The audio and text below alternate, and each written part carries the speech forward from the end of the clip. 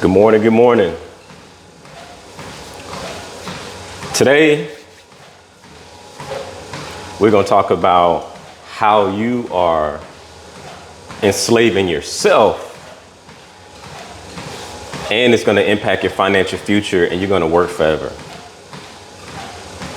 In this video, I'm going to share why it's a terrible idea to unnecessarily get into making car payments when you have a perfectly working car, or you just need a couple $100 or $1,000 or $2 to fix your current car. But you make the mistake and lie to yourself about, I need reliable transportation, and you talk yourself into making a $50,000 purchase when you could have spent $1,500 to take care of the situation. Let's get into it. So I was watching a video yesterday, and I was like, man, I have to talk about this. A young lady, tax time, right? Balling. Got that big check, that tax return, and now they need to take care of their vehicle and get it fixed. Had been riding around with it for a while, and things need to get repaired, but the tires was bald, and just other things that needed to happen, and just was not taking care of it. Got the tax money. Maybe was waiting to make a move whenever the tax money came, but nonetheless, tax money came, still hadn't got it fixed quite yet. Well, the young lady, and this ain't about a man or woman thing, it's just about the situation and how people get stuck. She decided to go to the dealership and ended up with you know how they do. You go, hey, go take it for a test drive. Well, we'll talk about everything later, Got in there, car fever.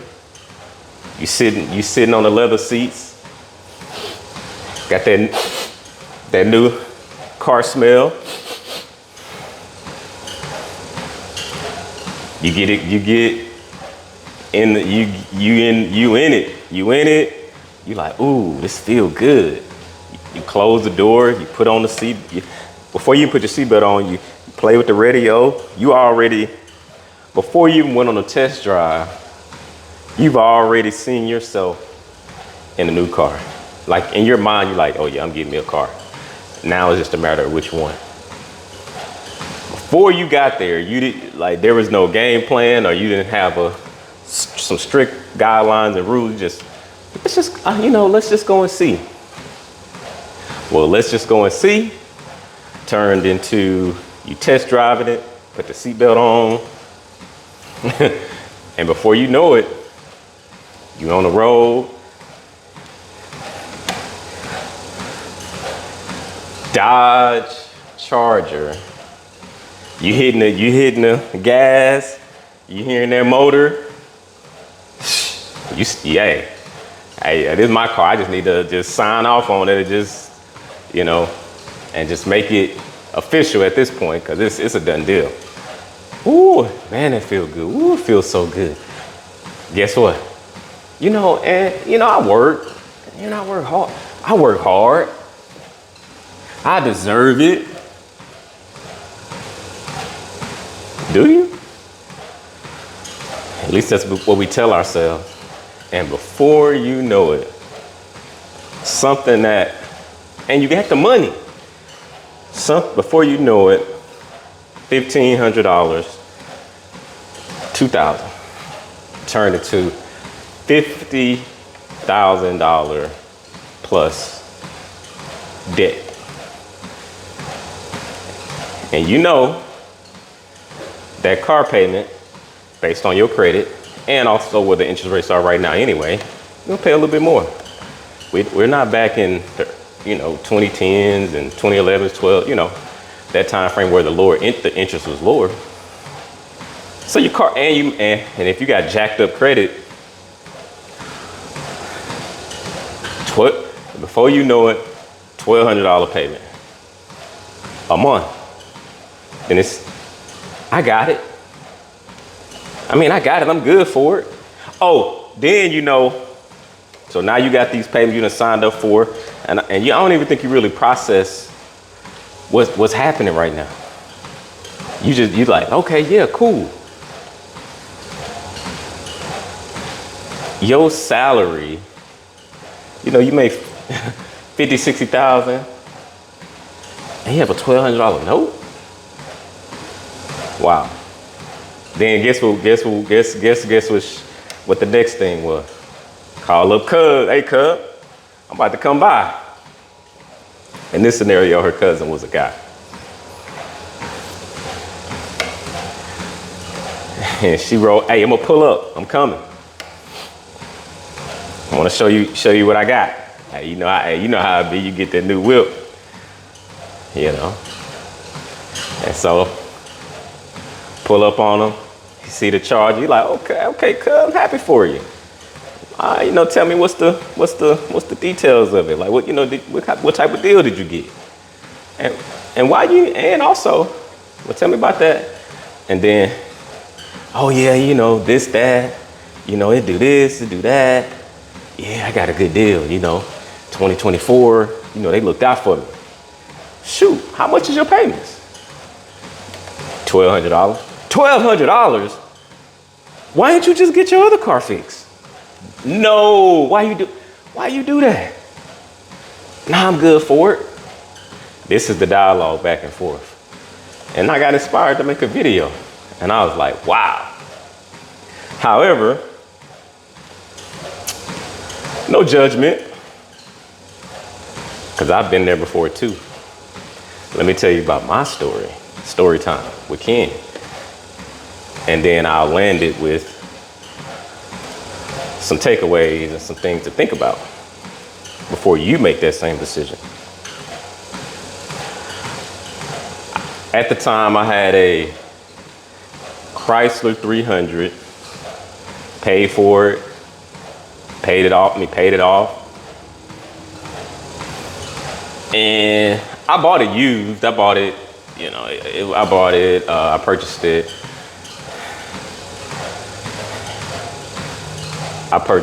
And then paid it off, and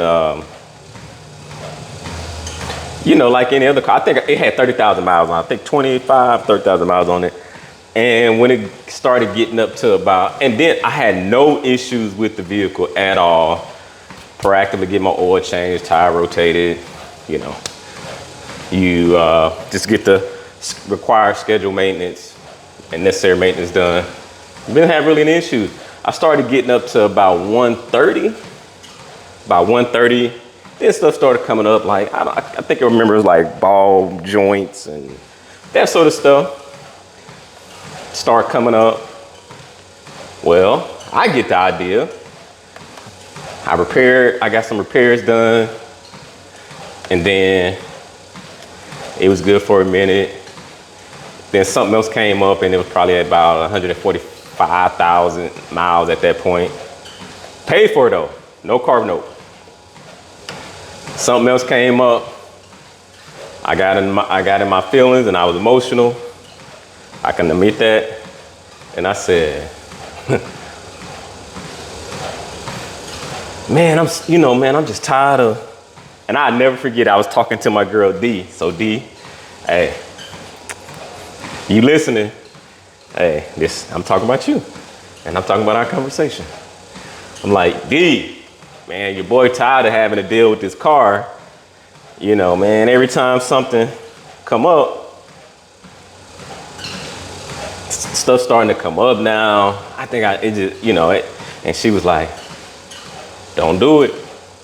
And she was a finance major, And she actually was good with her money. She loved to travel, but she was really good with her money. So she sent me budget stuff, and like we just talked. We good friends, still to this day, good friends.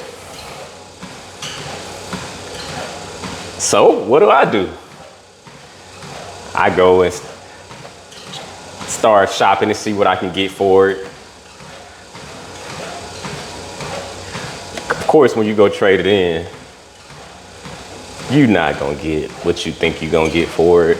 More times than not, it's not gonna happen because they're gonna be trying to make a profit, so they're gonna be lowballing you.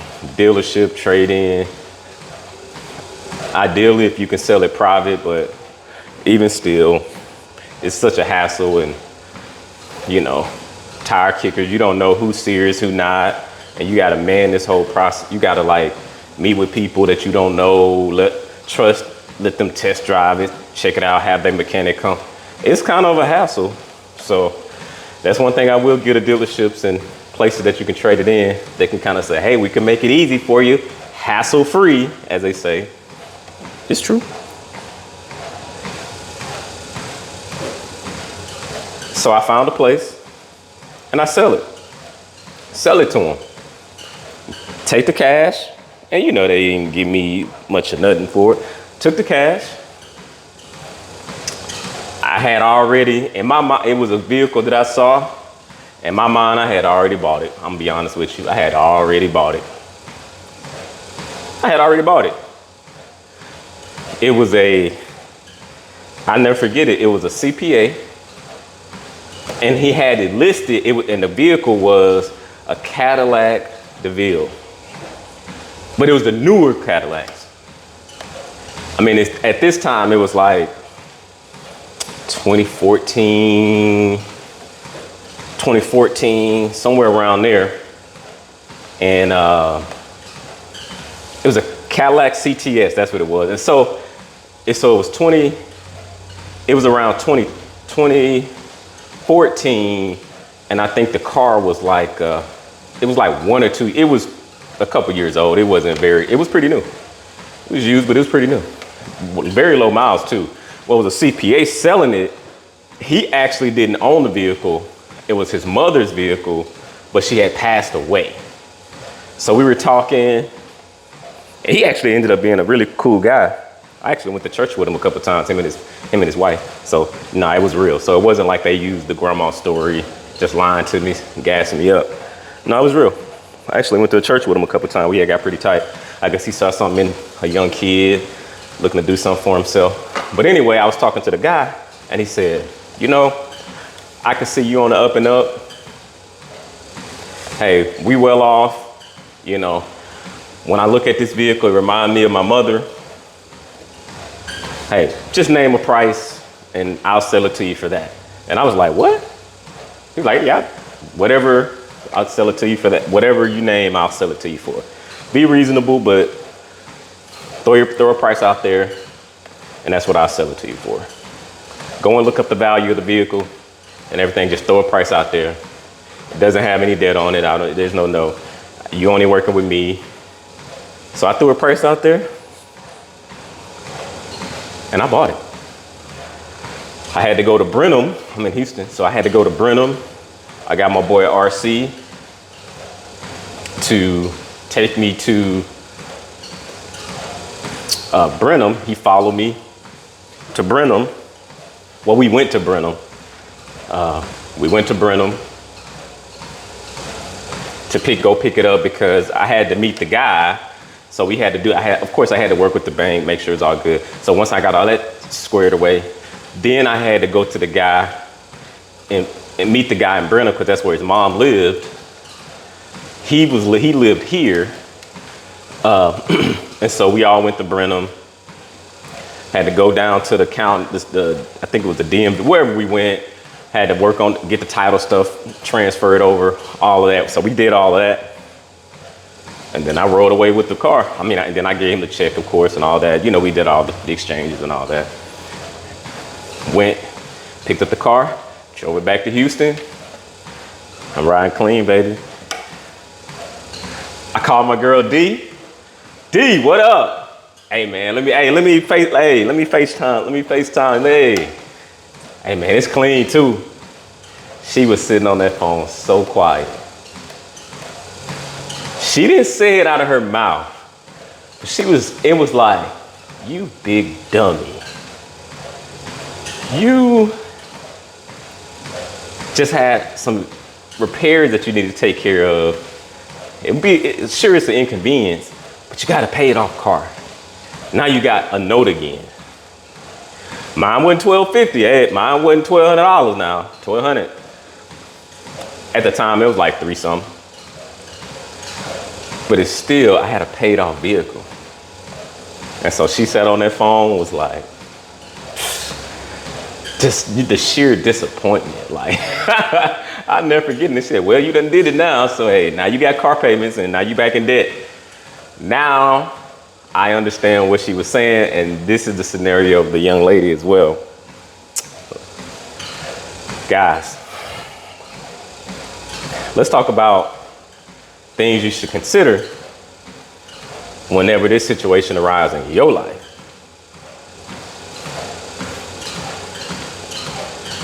First of all, number one, because we all do stupid stuff. Dumb. That was my dumb. And the scenario, that dumb is what the young lady did. First, don't lie to yourself. Just say you want a new car. Don't conflate needing to repair your vehicle with you need something reliable. We all need something reliable. But is reliable a $50,000, $60,000 car? No. And you might not even need to do that if you have a legitimate, one or two, we have one or two go-to mechanics shops that we go to. Honest, they'll take care of it for you and you move on. So, one, do not get emotional and just start telling yourself all type of things and talk yourself into a scenario and that's just not true. First, see if you can get it repaired.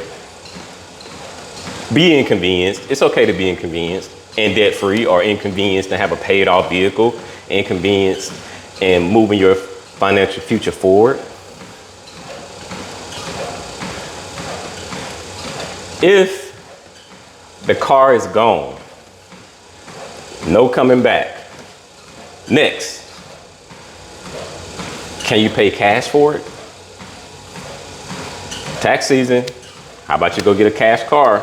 If you got a good chunk back, go get a cash car. Go get a cash car. And there are some things that you can do to, when you get that cash car, keep it for a while, save up money, then you can take that car with the saved money and you can slow trade up, into something a little bit more decent. But don't be into caring about what people think. Hey, you just need something to get to A, to B, to C, take care of your work, get back home, run your errands, go to the grocery store, go see family, whatever. Just A to B. We're not taking road trips with this thing, nothing. Okay. If you can't do that, number three. And by the way, this is what I would do, so I'm just telling you. I have a cash car. Cash car. So, number three, if you tight on cash, but you have good credit, you might have to, I'm not of that camp that's going to tell you, well, you need to pay cash. It's like, well, I don't have any cash. How can I pay cash and I still need to go to work tomorrow?